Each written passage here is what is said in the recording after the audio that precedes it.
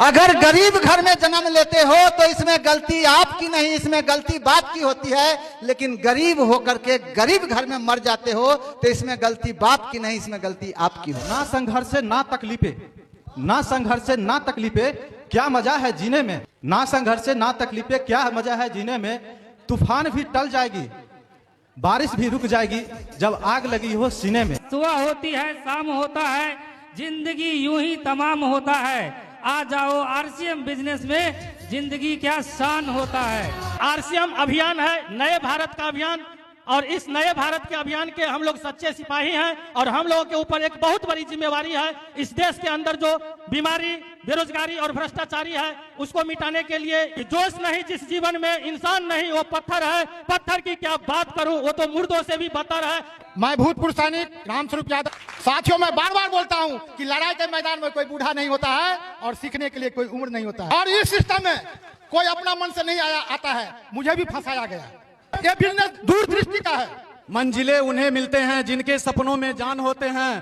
पंखों से कुछ नहीं होता दोस्तों, हौसलों से उड़ान होते हैं। होंडा एजेंसी मेरा सब डीलरशिप मणिगाछी में चल रहा है और मैं अभी 5000 पीपी कर रहा हूँ आरसीएम से, अपने घर में यूज कर रहा हूँ। आरसीएम नाम रीना पाठक। जिस दिन ज्वाइन किए उस दिन से 15 दिन के अंदर में हमने सारे कपड़े, सारे सामान बदल दिए। तो जितना जल्दी सामान बदल जाएंगे उतना ही जल्दी, 1 साल में अगर जिस दिन से हम 100% प्रोडक्ट यूज करना शुरू कर देंगे, 12 महीना के बाद रॉयल्टी मिल जाती है। यही मैसेज है। जहां भी मैं जाती हूं तो मैं इतना ही बताती हूं, जो मेरे गुरुदेव ने 15 दिन में कपड़ा और सारे प्रोडक्ट बदल दिए तो हम 12 महीना में टेक्निकल अचीवर हो गए। आरसीएम से पहले मैं एक शिक्षित बेरोजगार हुआ करता था।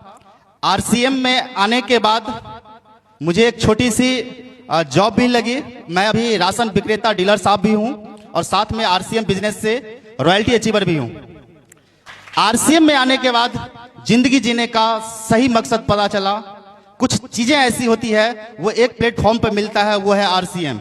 पेशे से एलआईसी एजेंट हूं और इस खूबसूरत सिस्टम को पिछले 11 सालों से जी रहा हूं। बहुत आनंद आ रहा है। और अपना इनकम की अगर मैं बात करूं तो पहला इनकम 512 रुपया अकाउंट में आया था।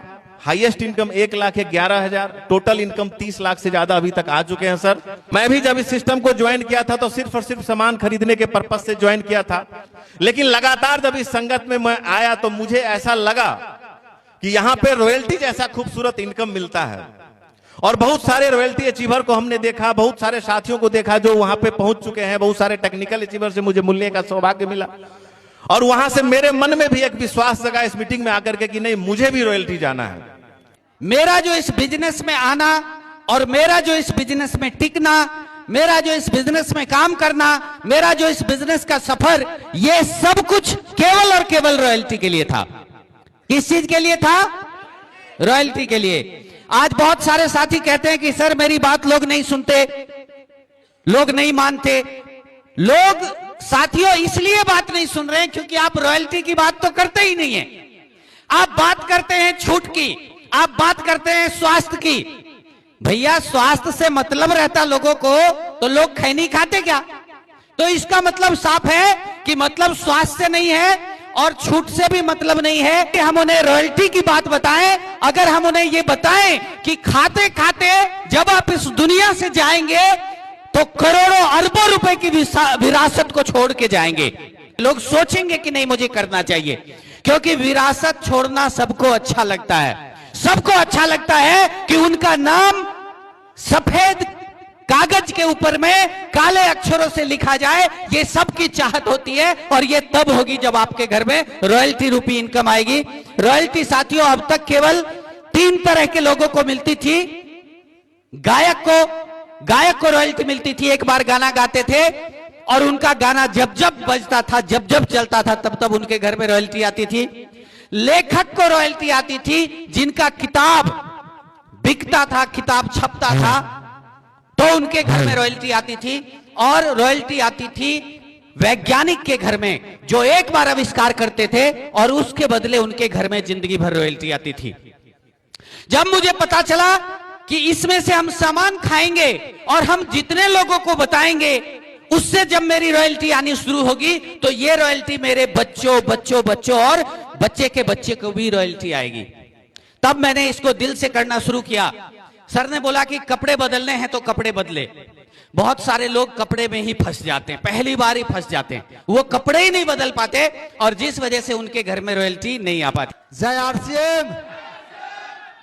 अभी हम सब लोगों को पाठक जी रॉयल्टी अचीवर से मिलवा रहे थे।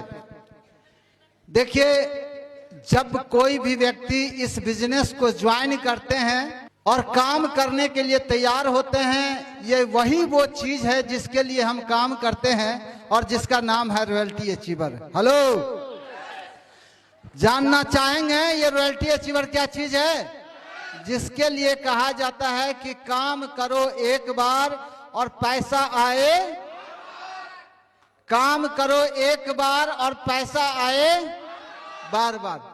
दोस्तों, मेरा नाम गोपाल चौधरी है, एक साधारण किसान परिवार से हूं। 2004 ईस्वी में मुझे इस सिस्टम के बारे में बताया गया। जैसा कि अभी बलराम सर ने आपको बताया कि खरीदारी हम पहले से करते आ रहे हैं, बस खरीदारी करने का तरीका बदलना है। क्या बदलना है साहब? खरीदारी करने का क्या बदलना है? तरीका बदलना है। अब ये छोटी सी बात है और ये बड़ी सी भी बात है। जिसको समझ में आ जाता है उसके लिए छोटी बात है और जिसको समझ में नहीं आता उसके लिए बड़ी बात है। आज से 19 बरस पहले एक व्यक्ति मेरे पास आते हैं और कहते हैं कि दुकान बदलने से किस्मत बदल जाएगी। हमारे गांव में जब इस बात को हम लोगों ने सुना तो कुछ लोग, यानी कि पूरे गांव में 54 लोगों ने इस बात को माना कि हो सकता है। क्या माना? क्या माना? बदल जाएगा नहीं। जब उन्होंने कहा कि दुकान बदलने से तकदीर बदल जाएगी तो 54 लोगों ने माना कि हो सकता है। हेलो, जिस 54 में एक हम भी थे।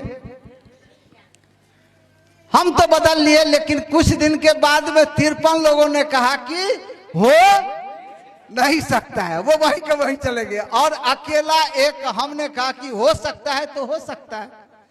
और आज केवल एक कारण से आपके पास, अगर आप गरीब घर में पैदा लेते हो तो इसमें गलती आपकी नहीं, इसमें गलती बाप की होती है। अगर गरीब घर में जन्म लेते हो तो इसमें गलती आपकी नहीं, इसमें गलती बाप की होती है। लेकिन गरीब होकर के गरीब घर में मर जाते हो तो इसमें गलती बाप की नहीं, इसमें गलती आपकी हो। ये एक ऐसा प्लेटफॉर्म है जिस प्लेटफॉर्म पर आकर के लाखों लोगों की जिंदगी बदली है, लाखों लोगों की तकदीर बदली है, लाखों लोगों की तस्वीर बदली है। लेकिन उसी की तकदीर बदलती है, उसी की तस्वीर बदलती है जो इस बात को मानता है। हेलो, आज जिसने भी आपको लाया है वो आपसे कमाना नहीं चाहता है, वो सिर्फ और सिर्फ आपको बनाना चाहता है।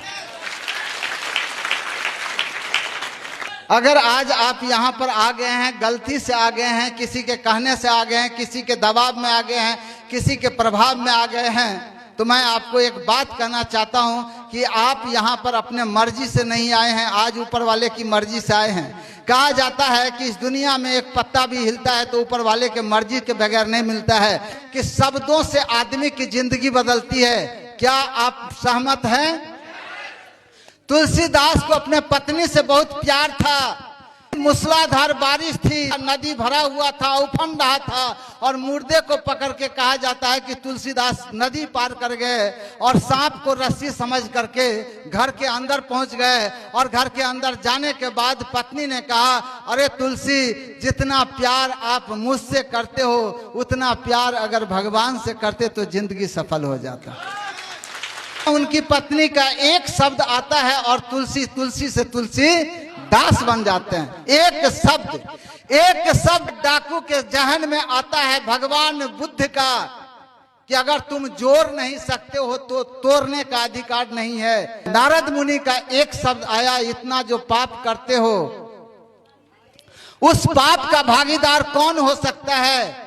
परिवार से जाकर के पूछा, परिवार ने कहा कि हम तुम्हारी पत्नी है, कैसे खिलाना है ये तुम जानो, मुझे तो केवल खाना है, तुम्हारे पाप का भागीदार हम नहीं बनेंगे। और एक शब्द रत्नाकर डाकू के जिंदगी में आमूल चूल परिवर्तन किया और रत्नाकर डाकू से वो वाल्मीकि बन गए। एक शब्द, दोस्त यहाँ भी आज जहाँ पर आप आए हैं, एक शब्द आपके जिंदगी के टर्निंग पॉइंट बन सकता है। इसलिए आज इस कार्यक्रम को खुले मन से आपको देखना है। क्या आप तैयार हैं? जिंदगी के अंदर में हर जगह कामयाबी मिलती है, लेकिन कामयाबी क्या मांगती है? कीमत मांगती है। बीसी सर कहते हैं, अगर जिंदगी में चाहते हो कि जिंदगी में असली हंसी आए तो नकली हंसी हंसना